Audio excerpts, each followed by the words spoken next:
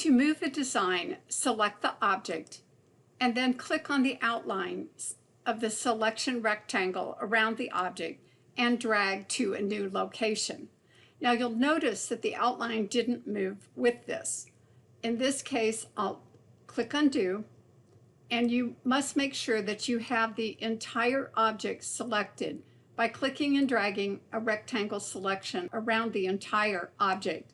And then you can click and drag and move the object to a new location. Notice that when I rest the cursor on the selection outline, a 4-pointed arrow will be displayed, and that symbolizes move.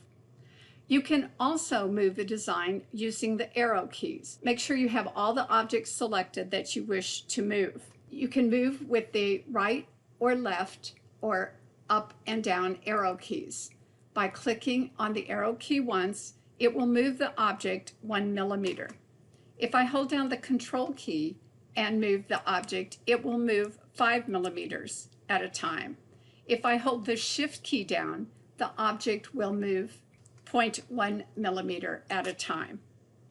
You can change the default movements by going to Tools and Options and Tools. The selection movement step is indicated with the 1 millimeter. I can change this to a different amount and click OK.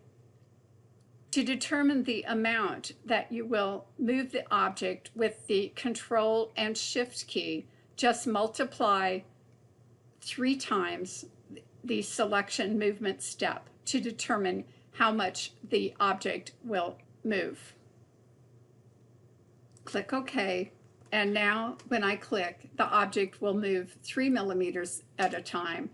When I hold the Control key down and move the object, it is now moving 3 times 5 millimeters or 15 millimeters. If you hold the Control key down and move an object, you'll notice that guidelines appear on every 22.5 degrees of the X and Y axis. And I can move the object using this as a guide. If I hold the Alt key down, I have horizontal and vertical lines as a guide. Another way to move an object is to use the X and Y coordinates. This is the most accurate way to move an object. So I can select my X and my Y value and then press Enter, and the object will move to that location. Designs opened in DesignWorks do not automatically center within the hoop. There are 2 ways to center a design. One way is to open Manage Hoop and place a check mark by Center Design to Hoop.